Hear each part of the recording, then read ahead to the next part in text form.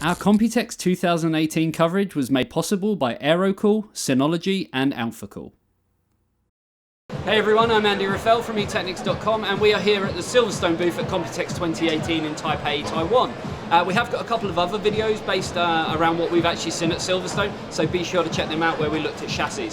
But now it's all about power supplies. So what they've actually done, and as we always know, Silverstone are always trying to innovate when it comes to power supplies. This mainly consists of trying to get as much power into the smallest form factor possible.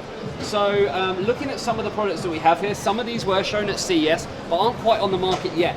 So one that I'm really looking forward to is the Nightjar NJ600. So they've initially got a 520 watt model. They've just essentially managed to get a little bit more power out of a passive power supply without changing the form factor. Apparently it's going to be available around Q3, really looking forward to that because it is 80 plus titanium in a passive power supply. It's going to be fantastic for anyone who wants an editing rig or something where noise is obviously going to be an issue. Now the ones that I really want to talk about is this one. So this is already on the market. This is a 700 watt sfx-l power supply.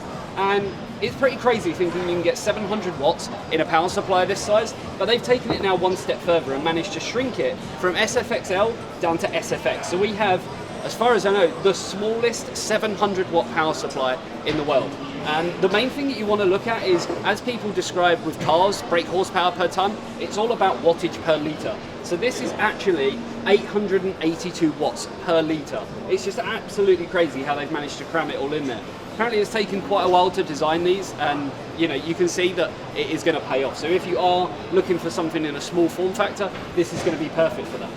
Another small power supply is going to be the 550 watt. So for those who don't quite need the extra power from the 700, we've got the 550 watt, again an SFX power supply, and that's rocking 693 watts per litre. Other ones that I really want to talk about is 750 watt in an ATX form factor. So what they've actually managed to do is shrink it down. Obviously ATX form factor on the width, but the length is so much smaller. 80 plus platinum, absolutely fantastic efficiency rating. And again, 465 watts per litre. These are just some crazy numbers. Now, talking about crazy numbers, we've seen obviously big power supplies on the market from the likes of Superflower, even Silverstone, as well as EVGA. They've managed to do, Corsair, the 1600 watt power supply. As we know, it's absolutely massive. What Silverstone had was the 1500 watt Strider Titanium, and considering its size, getting 1500 watts into that is no mean feat. What they've actually now managed to do is raise it up to 2000 watts. So we've now got, as far as we know, and you guys can obviously let us know in the comments section below if you know anyone who's got anything better, but this is the world's smallest 2000 watt power supply on the market. 80 plus titanium rating, and I mean, just look at the size of it. Getting 2000 watts into that is just crazy. We've been told it took about a year to design from the ground up, and then it takes, even a little bit longer than that to finally then bring it to market from prototype stage. So we're really looking forward to this coming to the market.